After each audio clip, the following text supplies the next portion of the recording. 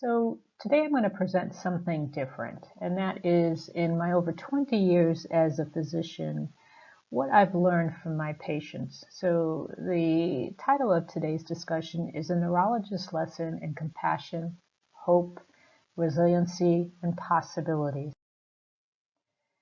And I'm going to use Parkinson's as a disease model, and it turns out this is a really good model, an example to use that can be generalized to other diseases or life situations, and it can be used really as a good example for personal health and well-being and personal development as well. So let's first do a brief introduction to Parkinson's disease to get you all on the same page as to what Parkinson's is and what it feels like to be living with Parkinson's disease. So we think of Parkinson's disease as a chronic progressive neurologic condition associated predominantly with movement problems, the tremor, the stiffness, the slowness of movement. But there's a lot of other symptoms and problems that go along with Parkinson's disease. Cognitive issues, slowing of cognition, memory issues, problem with executive function, higher order cognitive functioning, behavior, depression, anxiety, apathy, something called autonomic nervous system dysfunction, and that is a problem with lightheadedness or dizziness when you go from sitting to standing, significant constipation, issues with bladder control, pain in the muscles and the joints, and trouble sleeping. So the experience of someone with Parkinson's disease is experience of movement problems. Also with that comes an experience with communication problems because speaking is an issue, swallowing and choking. So socialization is a problem because if you can't speak well and you're also having trouble eating, you're less likely to, you're more likely to withdraw and not go to restaurants, not participate with the family and groups. Trouble with cognitive functions, multitasking, prioritizing, visual spatial processing, the apathy and the fatigue that sets in. And I already mentioned constipation, bladder issues, drooling, and then the sleep, just difficulty staying asleep. So you may get to sleep okay, but trouble with having a good long night's sleep. It's very fragmented, and even loss of smell. So a person with Parkinson's disease can have any one of these things or all of the above. So this is why I think it's a good model too for thinking about other illnesses and just general well-being, because many of us have difficulties with fatigue or concerns about apathy or not sleeping well, or have lived with the fear of developing a chronic illness or living with the fear of having a chronic progressive illness, like what can happen to me in the future. And with Parkinson's disease, treatment is relatively complex. There are medications that we use for Parkinson's, there's surgery that we use for Parkinson's, and lifestyle plays a big role in Parkinson's disease as well. But polypharmacy is pretty standard. That means using multiple medications to allow someone to move smoothly throughout the day. And this baggie here was actually a patient of mine who brought in all the pills that they took in 1 week. Think about trying to manage all of these pills. So a person with Parkinson's disease may be taking medicines, for instance. They may take them even every hour or every other hour. So they really are driven by their medicines. The medicines may run their life. And if things aren't even worse, or if that's bad enough, things are even worse when you think about these medicines are chock full of side effects. Dizziness, nausea, even psychosis and delusions, visual hallucinations, confusion, problems with impulsivity control, sedation, sudden sleep onset. And although the medicines are used to help people with Parkinson's move, they can also cause trouble with too much movement, excessive uncontrollable movement called dyskinesia. If you've seen Michael J. Fox on TV, oftentimes you do see him in this dyskinetic state. That's a product of the medications as the Parkinson's disease advances. So what is the personal experience of a person with Parkinson's outside of these symptoms? And I want you to think about this and what, the issues that someone with Parkinson's might have to combat, and some of these issues you might be combating with other medical illnesses, perhaps. One is progressive. So there's not only the concern about the symptoms today, there's fear of how the symptoms might change and progress in the future. Then there's the issue of the physical disability. So just getting through the day can be difficult. The walking, the balance, trouble with handwriting, trouble with speech, the swallowing, the posture, all movements are slow and stiff. So the work of movement takes a lot more energy, is a lot harder just to move from point A to point B. There's also a problem with abrupt change. And what I mean by that is Parkinson's advances and the medications, they're still working. You might take a pill and movement improves, but it doesn't last. It wears off before the next dose is due. And we call that on-off fluctuation, just like a light switch. So you could imagine if this was even at times was unpredictable. So you live in the fear of your medicines wearing off because one moment you can move, the next moment you can't. And then there's also the concern of, well, progression, walking problem, balance. I don't want to use that wheelchair. I don't want to use a walker, but oftentimes that is required for safety. And then I already mentioned the loss of socialization, relationships, and intimacy. All this creates a situation of stress, fear, feeling overwhelmed, grief perhaps, anger, embarrassment, and loneliness. Given all of this and all of these potential personal experiences that a person with Parkinson's disease may have, can they still feel well? And what can we learn from them? And I'll just advance through all of these symptoms here. And we can learn a lot. And these are some of the lessons I have learned, and lessons in compassion, hope, resiliency, and even possibility. So let's look first at compassion and empathy. And one of the things that I've learned from my patients, and I invite you to think about this as well, is a sense of wholeness and wellness. So we tend to think in our culture of somebody either having a disease, an illness, or being well, lack of disease or lack of illness. And it is possible to redefine what is well. You can still be whole, you can still be well, you're still you, even if you have a chronic illness, even if you have a disability.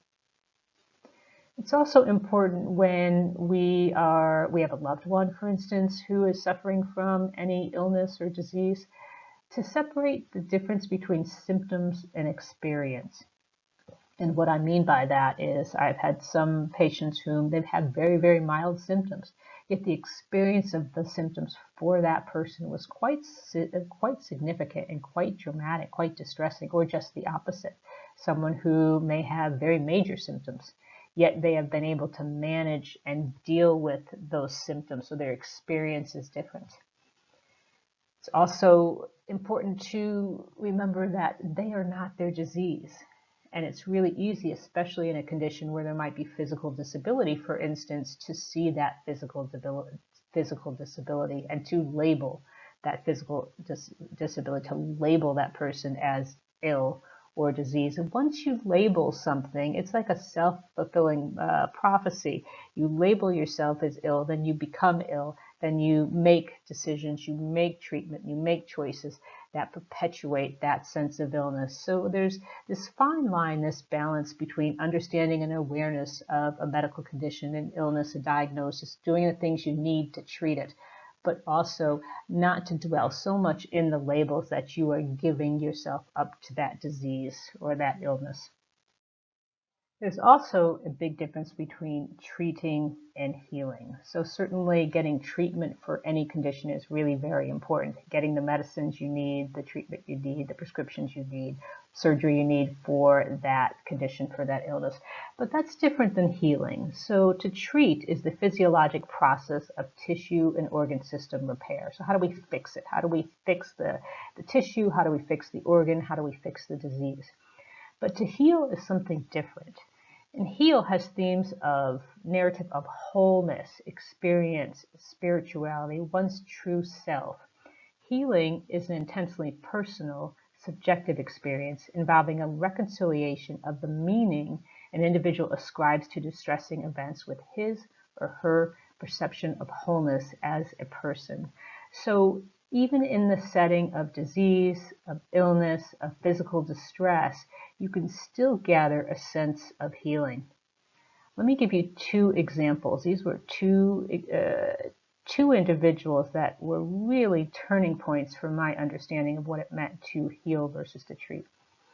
One was a woman about in her 80s, and she had Parkinson's disease, and I was seeing her for the first time.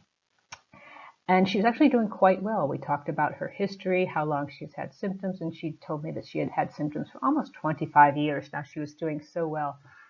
I said, well, what's your secret? How is it that you have done so well for this chronic progressive disease? Plus, on top of that, experiencing the physical disability of Parkinson's at the age of 80. And she told me a story. And she said, well, I'm doing so well because I do yoga. And at this time, exercise wasn't even thought of as a potential treatment for Parkinson's disease. The idea was, well, you're going to get worse anyway. Why bother, if you could believe such a party line? And so I said, I get it. Okay, you're doing yoga. That's why you're doing so well. And she said to me, no, that's not why I'm doing so well, although yoga certainly has helped. She said, I teach yoga for people that have cancer and AIDS. And I believe that that's why I'm doing so well, is that I have this sense of purpose and meaning and really this spiritual wholeness that I get. So she has not labeled her sense of well-being as her Parkinson's disease. And that is how she has done in her mind so well for the past 25 years. And I believe that to be true. The other is a situation on the opposite end of the extreme. I had a patient that I was going to see for the first time. It was consultation. I'd not met them before, and I had a chance to review their chart in advance. And as I put my hand on the doorknob, I'm already anticipating this medical visit. They had very advanced Parkinson's disease. They were in a wheelchair, and they were having a lot of complicating physical disability because of it. And in my mind, I'm already playing through the narrative and how the visit would go. There would be a lot of problems and issues and discussions about those complaints. And so I sit down, I talk to the gentleman. I could barely hear him. He's hunched over because of his postural changes. His speech is really very soft, so I have to get very close to him to hear him.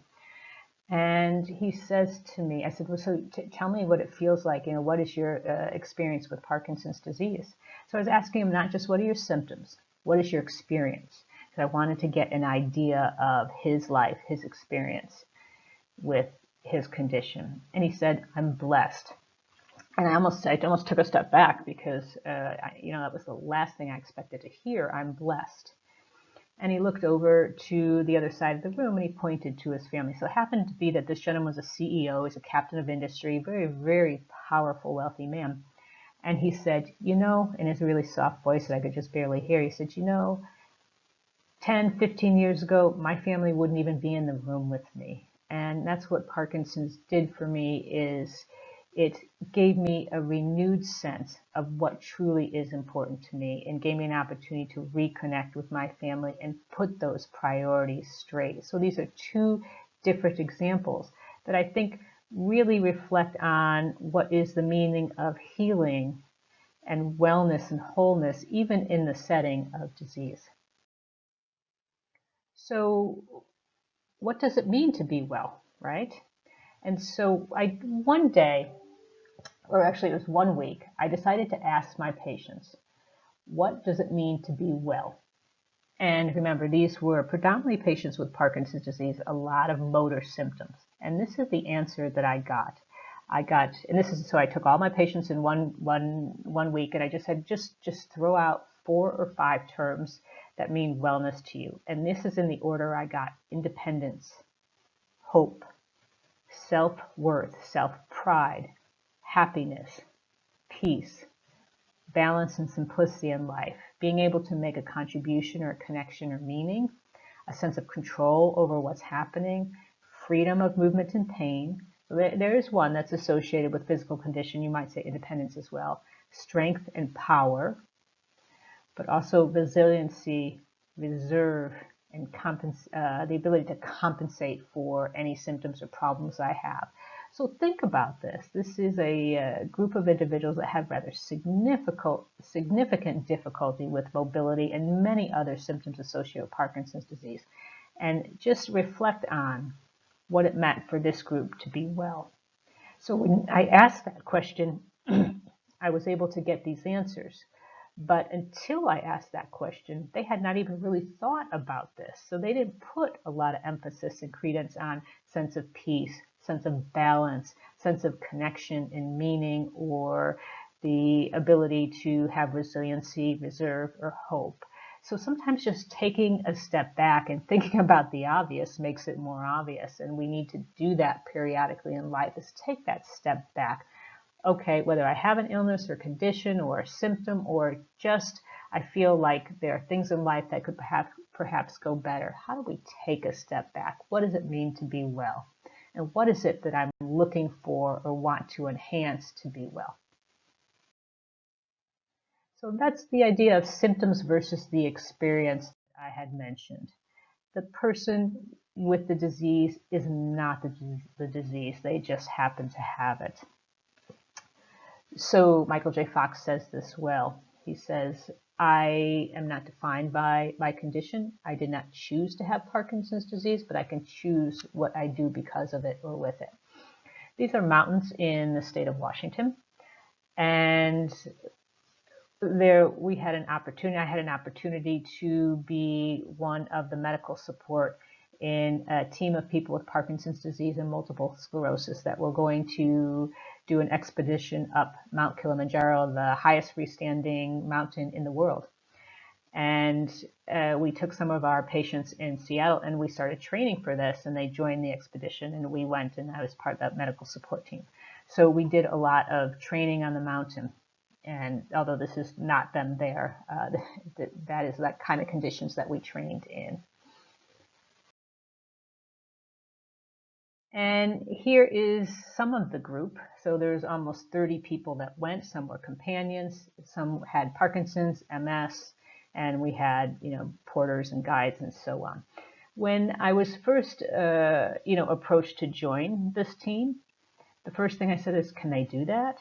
And I realized that I was actually verbalizing my own assumptions and biases and expectations and putting a label on this group of individuals that, hey, they can't do this. They're living with MS. They're living with Parkinson's disease. And that was a lesson for me to put my own biases, my own labeling aside. You don't judge a book by the cover. And if you put those labels, you put those limiting expectations on someone, they will deliver those limiting expectations if you're not careful. So we really want to be in a position of encouragement and opportunity. And guess what? They certainly can.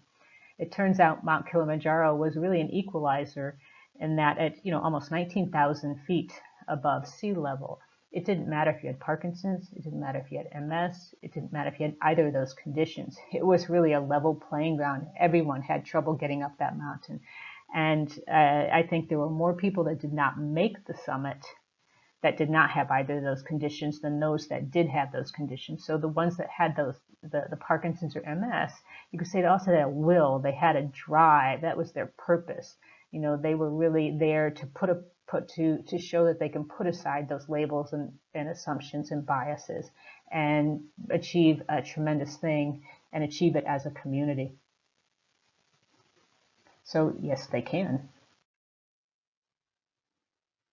So let's go back to compassion, hope, resiliency, and possibilities. So lesson number 2, hope. It's a shift in focus or definition of what hope is. And hope is one of the most, when people say what's important to them, it's especially when you're living with a medical condition, it's hope for the future. And is hope even possible if you have a condition that's a chronic progressive condition, a condition that will get worse no matter what? And the answer is yes, it is. And then I did some research even in the hospice. I used to work in hospice for a while. And even in the hospice community, so this is end of life, within 6 months of expected end of life, they still were able to measure facets of hope in this community. So it tells you we can find hope. It's a shift in focus. It's a shift not just extrinsic hope, outward tangible goals of treatment or cure, but it's looking now at intrinsic hope. So I think hope is best when it blends two. We want that tangible goal of treatment or cure, that objective change, but also intrinsic hope. And what's intrinsic hope? Well, it's redefining hope. It's a shift in focus. Now, these individuals here, they were called the "We Will Ride." That was their chant in 1963, and they stopped buses in the city of downtown Denver because up to that point they were not able, because of the wheelchairs, of course, to get access to even get on these buses. And they were a very powerful group responsible for the American Disabilities, the Future American Disabilities Act and disability rights. So they had hope in their future, and they believed in themselves, and they shifted their sense of what could be.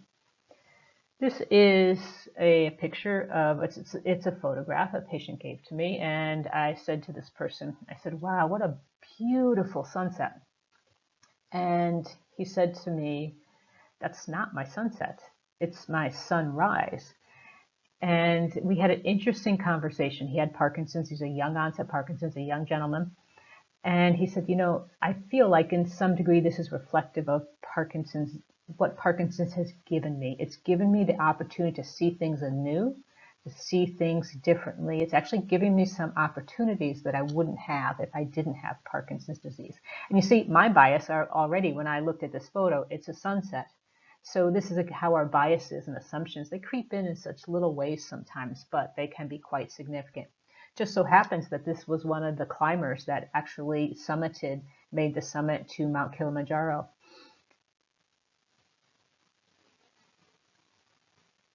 So it's not my sunset, but it's his sunrise. Let's look at resiliency. So what's the difference of what is the definition of resiliency? It's the ability to bend but not break with change. So in Parkinson's, the neuropathology, the brain changes do not always equal the symptoms. If you can see the scan in the top right here, that's called a DAT scan, and it's a nuclear medicine scan of areas of the brain. It lights up dopamine nerve cells in the brain, and that's what this really like pinkish hot area is in the middle, the two commas. Those are dopamine nerve cells in a person without Parkinson's, and then this is when they have mild Parkinson's, moderate Parkinson's, and then severe Parkinson's. You see that loss of dopamine nerve cells. As those dopamine nerve cells are lost, then the movement symptoms start to get worse and worse, so the two are correlated. Now, it just so happens that you have to have approximately 60 to 80% loss of dopamine nerve cells in the brain, 60 to 80% loss of dopamine nerve cells before the first movement symptoms of Parkinson's. So that tells you that we have the ability to compensate. Our brain has the ability to compensate despite the significant loss in brain cells. And resiliency is really all about the coping strategies, the way we manage stress, whether we bring to life's events a sense of positivity and possibility, or negativity, which restricts any potential. And lifestyle changes and the sense of control that you get with the lifestyle changes that you embark is a big part of resiliency, the ability to bend but not break with change. So coping with stress is really, really, really important when it comes to resiliency. And we live a stressful life, and maybe now in 2021, we're not necessarily living this life of commuting. Maybe we are working at home, but certainly we can identify with each and every one of these stressors. And this might be more representative of the COVID, is the mom trying to work with her child homeschooling because of the COVID pandemic. Turns out not all stress is the same, and some stress is associated with more physiologic disease than others. And that is stress that is associated with hostility, stress that is associated with anger, work stress, but more likely stress than which we don't find any sense of control over the situation. And stress that is there in the lack of social support. So not all stress is the same. As a matter of fact, some stress is actually good for us. Stress motivates us. It motivates us to get something done, for instance, but it's when that stress is chronic, we feel no sense of control, we have no support, and there's a lot of anger and hostility that's weaved into that stress when it really seems to have medical, physiologic consequences. And stress can actually affect brain health. You ever hear, I'm so stressed I can't even think straight? Well, actually there's some truth to that. There's change in stress hormone cortisol, and there's change in catecholamines, our fight or flight neurotransmitters. There's cell damage to areas of the brain called the hippocampus, and the hippocampus is important with memory and mood. There's inflammatory changes associated with stress, and there is changes in our frontal lobe activity. So our ability to reason rather than be emotionally reactive starts to be challenged, and there are so many other changes in stress. And here we have, in this particular situation, these are copies of our DNA. And the bright yellow part, these are the telomeres. Telomeres protect the ends of the DNA, and they get shorter and shorter over time. And the shorter the telomeres, the greater the risk of cell death. And actually, stress shortens telomeres. So the neurology of stress, that fight or flight response that I mentioned, so the fight, we have to react to a threat, to stress, and that's that sympathetic nervous system. And that is balanced with our parasympathetic nervous system, which is the relaxation response. So one is a reaction from, or one is a reactive condition where we quickly have to move away from stressful or potential harmful situations, and the other is a recovery system. And these things work well when they work in balance.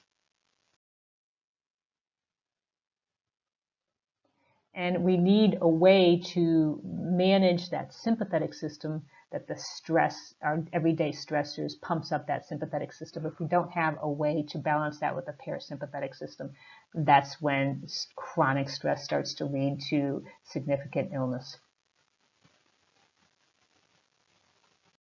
So fortunately, we can control stress, and we can control that with many mind-body techniques that help to balance this sympathetic overdrive and block the sympathetic overdrive with enhancement of the parasympathetic reactive recovery.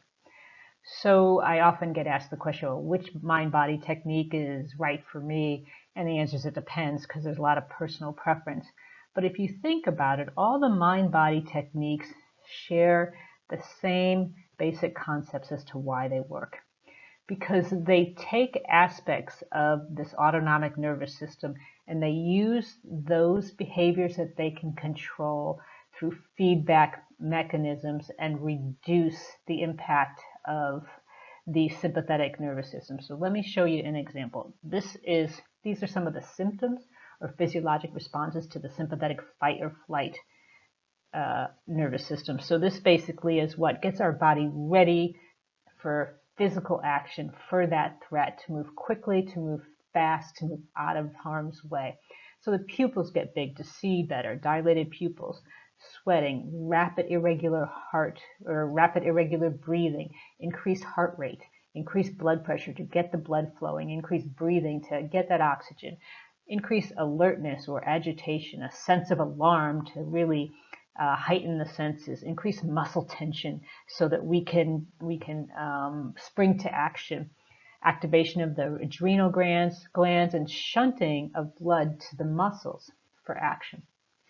So compare that or contrast that to the parasympathetic reactive recovery system. Decreased blood pressure, decreased pulse, more regular deep breathing, just reduction and relaxation of muscle tension, reduced sense of anxiety, a better enhanced well-being, and shunting of the blood back to the internal organs, including the GI tract for digestion, and give a sense of protection and well-being.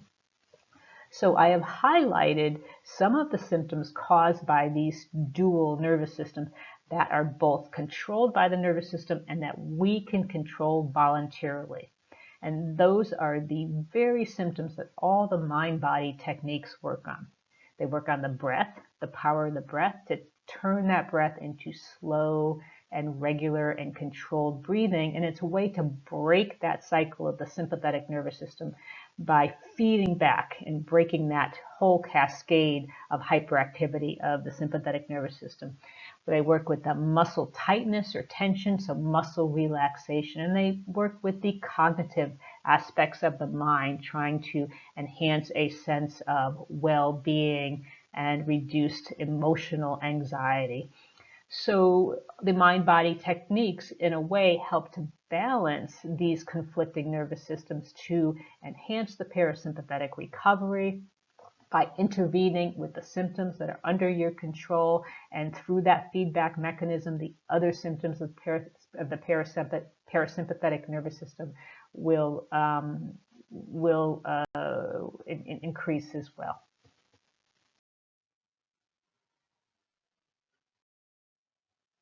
Now, the other is the science of positivity, which is really important, and that's an important part of stress management and stress reduction, and the sense of managing and keeping control over a distressful environment or activity.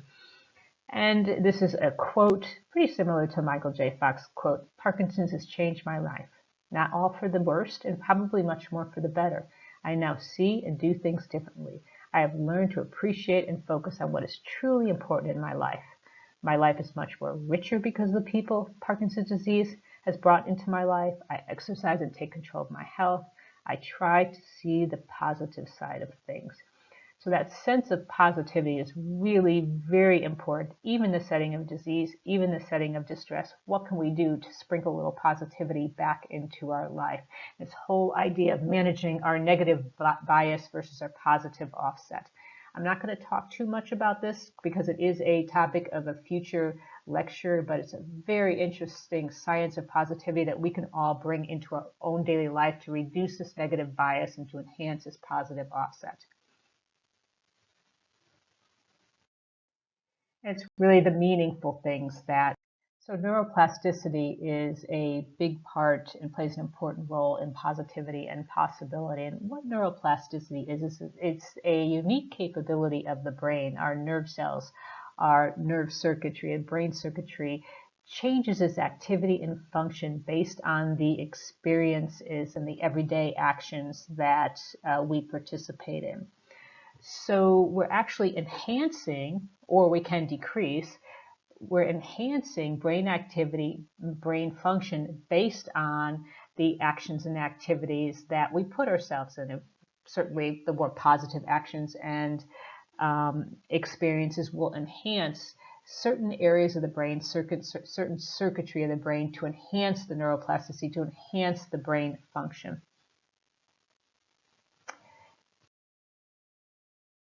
And this fits so very well that you can't change whether you have a progressive illness or an illness without a specific cure or treatment, but you can change how you choose to live with it, and you can choose to enhance your neuroplasticity potential. And here we have the person who gave me that photo of the sunrise. This is actually him. I blocked out his face for privacy reasons. This is him on the top of Kilimanjaro. So what I've reviewed here today is some lessons I've learned on compassion, to see the person, not the disease, not to label someone, not to bring biases to the table. Really place really position yourself and that person for the potential and the possibilities rather than to limit them through labels and biases. Also, the importance of hope. And hope is not just extrinsic hope for disease or cure, I want this particular thing to happen or that to happen. It's that hope for that internal peace and purpose that we all hope to have, that can be maintained over time. And I think resiliency is really tied up with themes of hope and possibility and positivity and neuroplasticity. So I hope you enjoyed this little lesson, which was really some of my lessons that I've learned as a physician from my patients, what they've taught me in their living so so well, really thriving despite a chronic progressive disease. And it's something we can all take to heart, whether we have an illness, whether we have a condition, whether we feel any particular symptom. We all at times have distress of some way, shape, or form at some time. And these are some of the tools that we can use to enhance our resiliency. And I'll be going through some of these individual ideas and concepts like neuroplasticity and the science of positivity and the role of stress and the role of mind-body techniques in mitigating stress. So thank you for spending this time with me today, and I hope this little presentation and reflection has been interesting.